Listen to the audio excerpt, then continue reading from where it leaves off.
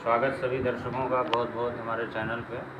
देखिए जैसे श्रावण का महीना चल रहा है, तो श्रावण के महीने में ज़्यादा से ज़्यादा भगवान शिव और शक्ति की आराधना का ये महीना होता है। इसमें ऐसे कई सारे ऐसे अवसर आते हैं, ऐसे पर्व आते हैं जिस समय जब भगवान शिव और माँ शक्ति से संबंधित होते हैं और उस समय उनकी आराधना की जाती है। जैसे शिवरात्रि का पर्व भगवान शिव को ही समर्पित है। इसी तरह से जो नाग पंचमी का जो पर्व है वो भी भगवान शिव से कहीं न कहीं संबंध रखता है। हरियाली तीज का जो व्रत है वो भी माँ शक्ति, माँ पार्वती और भगवान शिव से संबंध रखता है। तो इसमें कई सारे ऐसे पर्व हैं, कई सारे ऐसे अवसर हैं जिस समय विशेष रूप से जो है, क्योंकि जैसा मैंने पहले की वीडियो में भी लगभग हर बार ये बताया है कि भगवान शिव को श्रावण का महीना विशेष प्रिय होता है।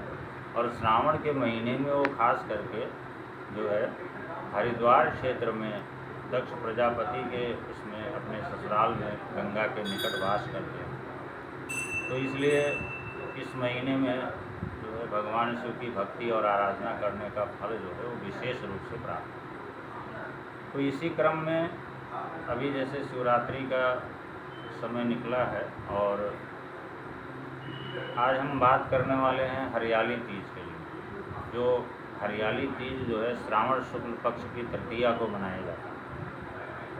वैसे भाद्रपद के महीने में भी, भाद्रपद शुक्ल पक्ष के महीने में भी एक तीज होती है जिसको कि हरितालिका तीज कहा गया है।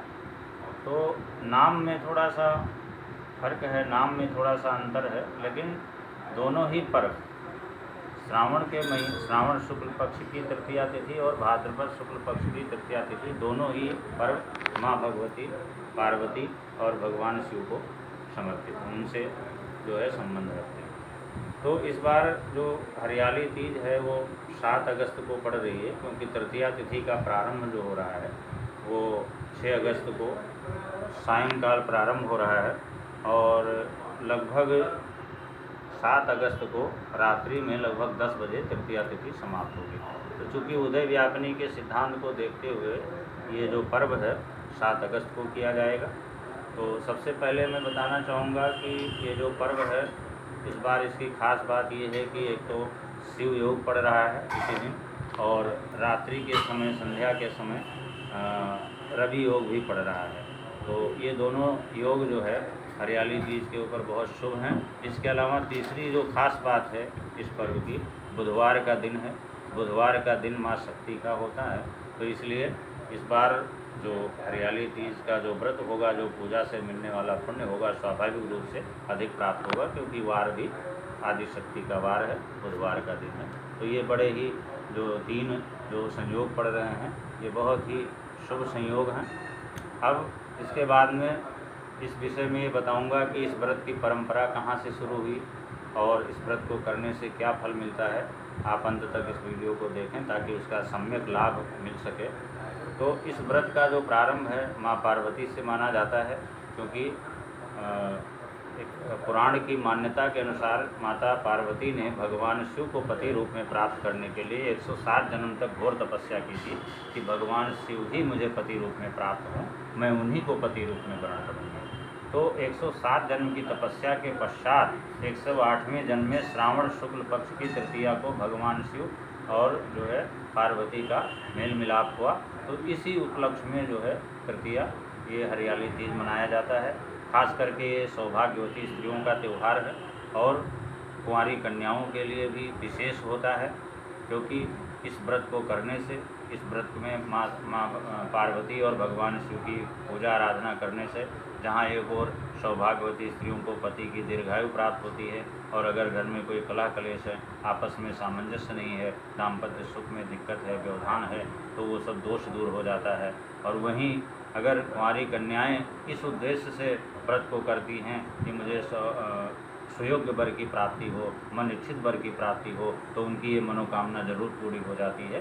तो इस दिन का विशेष रूप से इसलिए लाभ लेना चाहिए। इस दिन भगवान शिव और माँ पार्वती की व्रत रह करके पूजा करनी चाहिए। यदि संभव हो तो उनकी रेत बालू की प्रतिमा बना करके और उसका बाकायदा उसकी प्राण प्रतिष्ठा करके उसका सम्यक रूप से पूजन करें।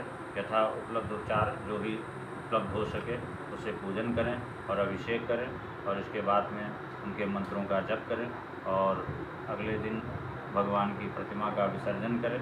इस प्रकार से करने से बहुत ही मनोवांछित फल की प्राप्ति होती है। खास करके वो कन्याएं, वो स्त्रियां जिनकी कुंडली में इस तरह का किसी न किसी प्रकार का दोष है, मंगलिक दोष है, या पति पत्नी में सामंजस्य की कमी है, या किसी के विवाह में व्यवधान हो रहा है, उनके लिए बहुत ही उपयोगी समय है। अगर इस दिन कोई व्रत किया जाए तो यथाशीघ्र उनकी मनोकामना पूर्ण होती है। श्रृंगार का इसमें विशेष ध्यान रखना होता है। श्रृंगार अर्पण करने से और सौभाग्य के सामान्य और श्रृंगार अर्पण करने से बहुत ज़्यादा फल मिलता है, क्योंकि श्रावण का महीना है और ख़ास करके हरे वस्तुओं का प्रयोग करना चाहिए। हरी चीज़ों का प्रयोग करने से और ज़्यादा विशेष फलदायी हो जाता है। तो इसलिए इस व्रत का प्रारंभ वहाँ से माना जाता है। इस बार जो पूजा का सबसे शुभ मुहूर्त है तो प्रातः लगभग 5:45 बजे से लेकर के और 9:05 तक का है। फिर दूसरा जो मुहूर्त है वो प्रातः 10:45 से 12:25 के मध्य का है।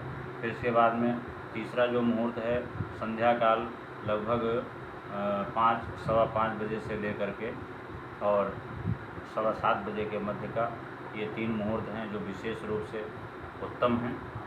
इस दौरान पूजा करनी चाहिए। प्रदोष काल में ज़रूर पूजन करना चाहिए। सूर्यास्त के बाद में प्रदोष काल होता है। इस व्रत को हरियाली तीज और श्रावणी तीज, मधुश्रवा तीज और ठकुराइन जयंती, कई सारे नाम हैं, इन नामों से जाना जाता है। लेकिन कुल मिलाकर के ये व्रत जो है उनके लिए, कन्याओं के लिए विशेष उपयोगी है। तो इस अवसर का लाभ लें और जिस प्रकार से बताया गया है उसी प्रकार से पूजन करें। निर्जल व्रत भी रखने का विधान है। अगर संभव हो तो निर्जल व्रत रखें, ना निर्जल व्रत रखा जा सकता हो तो फलाहार करके रखें। अगर वो भी संभव ना हो तो एक समय आहार ले करके रखें, लेकिन रखें। जिस किसी को भी इस तरह की समस्या हो इस व्रत को ज़रूर रखें और इस जानकारी को ज़्यादा से ज़्यादा लोगों तक अग्रसारित करने का कष्ट करें ताकि हमारा प्रयास भी सार्थक हो सके। बहुत बहुत धन्यवाद।